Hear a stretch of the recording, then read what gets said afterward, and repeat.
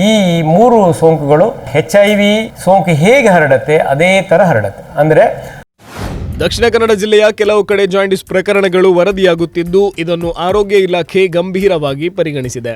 ಮಂಗಳೂರು ನಗರ ಪಾಲಿಕೆ ಸಹಯೋಗದೊಂದಿಗೆ ಮನೆ ಮನೆಗೆ ಭೇಟಿ ನೀಡಿ ಜಾಗೃತಿ ಮೂಡಿಸಲಾಗುತ್ತಿದ್ದು, ಹೆಪಟೈಟಿಸ್ ಎ ಮತ್ತು ಹೆಪಟೈಟಿಸ್ ಇ ಎಂದು ಕರೆಯಲ್ಪಡುವ 2 ವಿಧದ ಸೋಂಕುಗಳು ದಕ್ಷಿಣ ಕನ್ನಡ ಜಿಲ್ಲೆಯಲ್ಲಿ ಇದುವರೆಗೆ ಒಟ್ಟು 35 ಪ್ರಕರಣಗಳು ವರದಿಯಾಗಿದೆ ಎಂದು ದಕ್ಷಿಣ ಕನ್ನಡ ಜಿಲ್ಲಾ ಆರೋಗ್ಯಾಧಿಕಾರಿ ಡಾಕ್ಟರ್ HR ತಿಮ್ಮಯ್ಯ ಹೇಳಿದರು.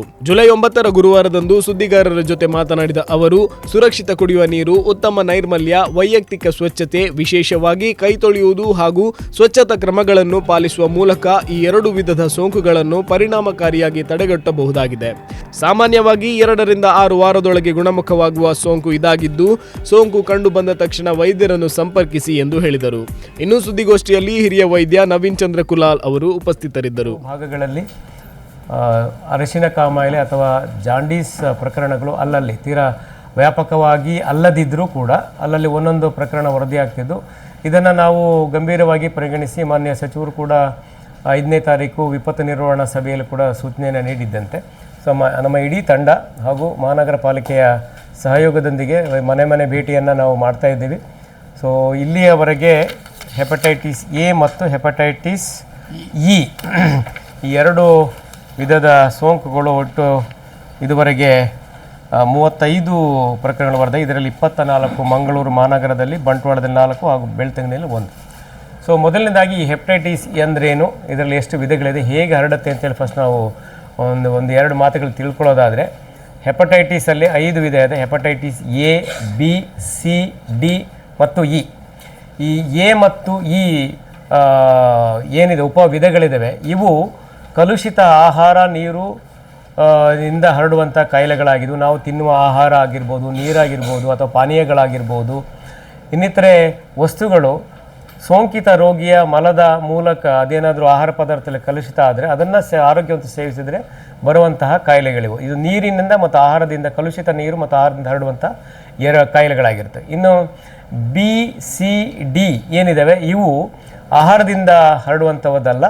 ಈ 3 ಸೋಂಕುಗಳು HIV ಸೋಂಕು ಹೇಗೆ ಹರಡುತ್ತೆ ಅದೇ ಥರ ಹರಡುತ್ತೆ. ಅಂದರೆ ಅಸುರಕ್ಷಿತ ಲೈಂಗಿಕ ಸಂಪರ್ಕದಿಂದ, ರಕ್ತ ಮತ್ತು ರಕ್ತದ ಉತ್ಪನ್ನಗಳನ್ನು ಪರೀಕ್ಷಿಸದೆ ಸಂಸ್ಕರಿಸದೆ ಪಡೆಯೋದ್ರಿಂದ, ಶಸ್ತ್ರಚಿಕಿತ್ಸೆ ಸಮಯದಲ್ಲಿ ಅಥವಾ ಚಿಕಿತ್ಸೆ ನೀಡಲು ಬಳಸುವ ವೈದ್ಯಕೀಯ ಉಪಕರಣಗಳು, ಸಿರಿಂಜ್ಗಳನ್ನು ಸರಿಯಾಗಿ ಸಂಸ್ಕರಿಸದೆ ಬಳಸುವುದರಿಂದ, ಹಾಗೂ ಡ್ರಗ್ ಯೂಸರ್ಸ್ ಏನಿದ್ದಾರೆ, ಈಗ ಇಂಟ್ರಾವೆನಸ್ ಡ್ರಗ್ ಯೂಸರ್ಸ್ ಅಥವಾ ರಕ್ತನಾಳಗಳಿಗೆ ಮಾದಕ ವ್ಯಸನಗಳ ಔಷಧಿಯನ್ನು ತೆಗೆದುಕೊಳ್ಳುವಂಥವರಿಂದ, ಹಾಗೂ ಪ್ರಮುಖವಾಗಿ ತಾಯಿಯಿಂದ ಮಗುವಿಗೆ, ತಾಯಿಯ ಗರ್ಭದಲ್ಲಿ, ಹೆರಿಗೆ ಸಂದರ್ಭದಲ್ಲಿ ಮತ್ತು ಹಾಲುಣಿಸುವ ಸಂದರ್ಭದಲ್ಲಿ ಹರಡುವಂಥ ಸಾಧ್ಯತೆ. ಈ 4 ವಿಧದಿಂದಲಷ್ಟೇ ಈ ಬಿ, ಸಿ, ಡಿ ಸೋಂಕುಗಳು, ಹೆಪಟೈಟಿಸ್ಗಳು ಹರಡುತ್ತವೆ.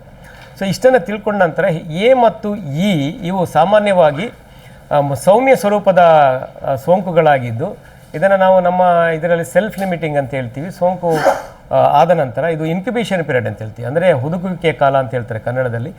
ರೋಗಾಣು ದೇಹವನ್ನು ಹೊಕ್ಕು ಅದು ರೋಗ ಲಕ್ಷಣಗಳನ್ನು ಹೊರತರೋದಕ್ಕೆ ಆ ಅವಧಿಗೆ ನಾವು ಇನ್ಕ್ಯುಬೇಷನ್ ಪೀರಿಯಡ್ ಅಂತೇಳಿ. ಸಾಮಾನ್ಯವಾಗಿ ಒಂದಷ್ಟು ದೀರ್ಘ ಇದೆ, 30 ರಿಂದ 45 ದಿವಸಗಳವರೆಗೂ ಇದು ಇರೋದರಿಂದ ಎಲ್ಲೋ ಆಹಾರ ಸೇವಿಸಿ ಬಂದು ನಮ್ಮಲ್ಲಿ ಇಲ್ಲಿಗೆ ಬಂದರೂ ಕೂಡ ಅದು ಎಲ್ಲೋ ತಿಂದು ಇದು ಈ ಕಾಲಾವಧಿ ಇರೋದರಿಂದ ಇಲ್ಲಿ ಕಾಣಿಸ್ಕೊಳ್ಬೋದು. ಸೊ ಬರುವಂಥದ್ದು ಅಸುರಕ್ಷಿತ ಅಥವಾ ಕಲುಷಿತ ಆಹಾರದಿಂದ ಅಂತೇಳಿ ನಾನು ಎ ಮತ್ತು ಈ ಬಗ್ಗೆ ನಾನು ಹೇಳುವಂಥದ್ದು ಇದೆ. ಸೊ ಇದನ್ನು ನಾವು ಲಕ್ಷಣಗಳು ಏನಿರುತ್ತೆ ಅಂದರೆ, ಸಾಮಾನ್ಯವಾಗಿ ಜ್ವರ ಬರ್ಬೋದು, ಮೈಕೈ ನೋವು ಇರ್ಬೋದು, ಹಸಿವೆ ಆಗದೇ ಇರ್ಬೋದು, ನಮ್ಮ ಕಣ್ಣುಗಳು ಹಳದಿಗೆ ತಿರುಗ್ಬೋದು, ತೀರಾ ವಿಪರೀತ ಜಾಸ್ತಿ ಇದ್ದರೆ ಮೈ ತುರಿಕೆ ಆಗ್ಬೋದು, ಮೈ ಮೇಲೆ ಗುಳ್ಳೆಗಳಾಗ್ಬೋದು, ಹಾಗೂ ಇನ್ನೂ ಜಾಸ್ತಿ ಇದೆ ಒಂದು ಪ್ರಜ್ಞೆ ತಪ್ಬೋದು, ಸಾಮಾನ್ಯವಾಗಿ ನಮ್ಮ ಮೂತ್ರ ಕೂಡ ಹಳದಿ ಹೋಗ್ತಾ ಇರುತ್ತೆ. ಇದನ್ನು ಕೂಡಲೇ ಪರೀಕ್ಷೆಗೆ ಒಳಪಡಿಸಿ ಯಾವ ವಿಧದ ಹೆಪಟೈಟಿಸ್ ಸೋಂಕು ರೋಗಿಗೆ ಆಗಿದೆ ಅನ್ನೋದನ್ನು ಫಸ್ಟು ತೋರಿಸ್ಕೊಂಡು ಪರೀಕ್ಷೆಗೆ ಒಳಪಡಿಸೋದು ಒಂದು. ಇದರ ಜೊತೆಗೆ ಭಾಳಷ್ಟು ಜನ ಏನು ಮಾಡ್ತಾರೆ ಅಂತಂದರೆ, ಇದು ಈಗ ಬೇರೆ ಭಾಗಗಳಲ್ಲಿ ಈ ಜಾಂಡೀಸ್ ಆದರೆ ತಾನೇ ಸರಿ ಹೋಗುತ್ತೆ, ನಾವು ಈ ಮನೆ ಮದ್ದು ಮಾಡ್ಬೋದು, ಹಳ್ಳಿ ಔಷಧಿ ಮಾಡ್ಬೋದು ಅಂತೇಳಿ ಮಾಡ್ತಾರೆ. ಆ ಥರ ಮಾಡೋದಕ್ಕಿಂತ ವೈದ್ಯರಲ್ಲಿ ಪರಿಣಿತ ವೈದ್ಯರು ತೋರಿಸ್ಕೊಂಡು ಪರೀಕ್ಷೆಗೆ ಒಳಪಟ್ಟು ಅವರ ಸಲಹೆಯನ್ನು ಪಡೆಯೋದು ಭಾಳ ಸೂಕ್ತವಾಗುತ್ತೆ. ಸೊ ಇದು ಒಂದು. ಇನ್ನು ಹೆಪಟೈಟಿಸ್ ಬಿ ಬಗ್ಗೆ ಮಾತಾಡೋದಾದರೆ, ಇದು ಅತ್ಯಂತ ಗಂಭೀರ ಸ್ವರೂಪದ ಹೆಪಟೈಟಿಸ್ ಕಾಯಿಲೆಯಾಗಿದ್ದು, ಇದು ಲಿವರ್ನ ಡ್ಯಾಮೇಜ್ ಮಾಡುತ್ತೆ. ಪೂರ್ತಿ ವಾಸಿ ಆಗೋದೇ ಇಲ್ಲ, ಅದರ ಜೀವನ ಪರ್ಯಂತ ಕೂಡ ಇದು ಸೋಂಕು ಹೆಪಟೈಟಿಸ್ ಬಿ ಮತ್ತು ಏನಿದೆ ಅದು ಹಾಗೆ ಇರುತ್ತೆ. ಜೊತೆಗೆ ಇದರಲ್ಲಿ ಸಿರೋಸಿಸ್ ಅಂತ ಹೇಳ್ತೀವಿ, ಪೂರ್ತಿ ಲಿವರ್ ಶ್ರಿಂಕ್ ಆಗುತ್ತೆ, ಕೊನೆಗೆ ಲಿವರ್ನ ಕ್ಯಾನ್ಸರ್ ಕೂಡ ಆಗುವ ಸಾಧ್ಯತೆ ಈ ಸೋಂಕಿನಿಂದ ಇರುತ್ತೆ. ಸೊ ಏನು ಸಮಾಧಾನಕರ ವಿಷಯ ಅಂತಂದರೆ ಹೆಪಟೈಟಿಸ್ ಬಿಗೆ ನಮ್ಮಲ್ಲಿ ಪರಿಣಾಮಕಾರಿಯಾದ ಲಸಿಕೆ ಇದೆ. ಹೆಪಟೈಟಿಸ್ ಬಿ ಲಸಿಕೆ 2008ರಿಂದನೇ ನಾವು ಕೊಡೋದಕ್ಕೆ ಪ್ರಾರಂಭ ಮಾಡಿದ್ದೀವಿ. ಮಕ್ಕಳಲ್ಲಿ ಹುಟ್ಟಿದ ದಿನ ಹಾಗೂ 6ನೇ ವಾರ, 10ನೇ ವಾರ ಮತ್ತು 14ನೇ ವಾರ ಲಸಿಕೆಯನ್ನು ಕೂಡ ನಾವು ಹೆಪಟೈಟಿಸ್ ಬಿಗೆ ಕೊಡ್ತಾ ಇದ್ದೀವಿ. ಇನ್ನು ಡಿ ಮತ್ತು ಸಿ ಮತ್ತು ಡಿ ಅಷ್ಟೊಂದು ತೀವ್ರ ಸ್ವರೂಪದಲ್ಲದೆ ಇರೋದ್ರಿಂದ, ಬಟ್ ಅದನ್ನು ನೆಗ್ಲೆಕ್ಟ್ ಮಾಡೋದು ಬೇಡ, ಮಾಹಿತಿ ಇಟ್ಕೊಂಡು ವೈದ್ಯರ ಪರೀಕ್ಷೆಗೆ ಮಾಡಿಕೊಂಡು ವೈದ್ಯರ ಸಲಹೆ ಅನ್ನುವಂಥದ್ದು ನಾವು ತೊಗೊಳ್ಬೇಕಾಗುತ್ತೆ.